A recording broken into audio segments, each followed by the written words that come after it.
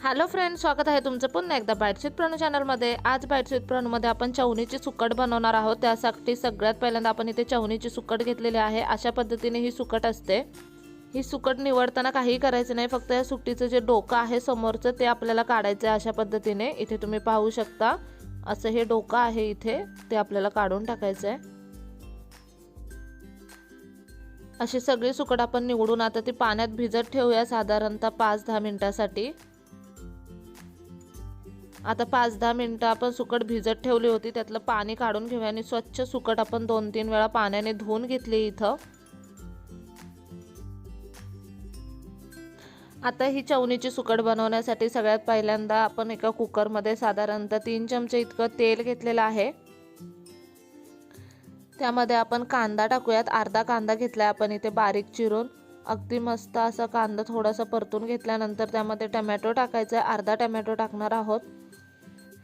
4-5 कढीपत्त्याची पानं आपल्याला यामध्ये टाकायची आहेत। आता कांदा टोमॅटो मस्त असा परतून घेतला की त्यामध्ये आपल्याला लाल तिखट टाकायचं आहे। 1 चमचाभर इतकं लाल तिखट आपण यामध्ये टाकलंय। पाव चमचा हळद टाकलेली आहे इथे। त्यानंतर अर्धा चमचा गरम मसाला टाकलाय आपण या ठिकाणी।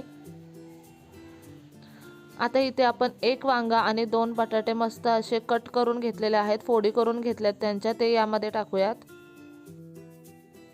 हे सगळं आता व्यवस्थित मिक्स करून घ्यायचं आहे आपल्याला। यामध्ये आपण 1 चमचाभर इतका गोडा मसाला टाकूयात। आता पुन्हा हे व्यवस्थित असं परतून घेऊयात सगळं। गोडा मसाला अगदी छान असा लागला गेला पाहिजे। आता त्यानंतर यामध्ये मीठ टाकूयात आपण, चवीप्रमाणे मीठ टाकलं आणि त्यानंतर ही जी चवणीची सुकट आहे ती आपल्याला यामध्ये टाकायची आहे। सगळं व्यवस्थित मिक्स करून घेऊयात, जेणेकरून मसाले अगदी मस्त असे बटाट्यांना, वांग्यांना आणि चवणीच्या सुकटला लागले जातील। आता यामध्ये आपण पाणी टाकायचं आहे। साधारणतः 1 ग्लास इतकं पाणी आपण यामध्ये टाकलेलं आहे। थोडीशी ओली सुकी अशी ही भाजी आपण बनवणार आहोत। आता यामध्ये 1 कोकम टाकायचं आहे आणि याला 1 उकळी येऊन द्यायची आहे।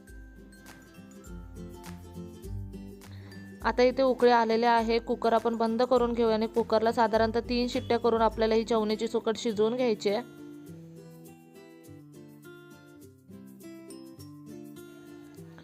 इथे साधारणतः 3 शिट्ट्या झालेल्या आहेत। कुकर आपण थंड करून घेतला आणि चवणीची सुकट सुद्धा अगदी मस्त अशी बनवून तयार आहे।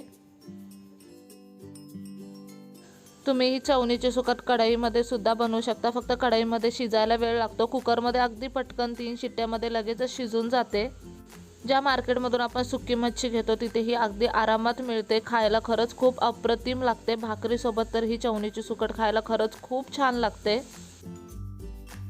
तुम्हाला जर सुकी मच्छी खायला आवडत असेल तर तुम्ही डेफिनेटली ही रेसिपी घरी ट्राय करू शकता। खूप सोपी अशी चवणीच्या सुकटची रेसिपी आहे। नक्की ही रेसिपी घरी ट्राय करा। व्हिडिओ कसा वाटला मला कमेंट बॉक्समध्ये नक्की सांगा।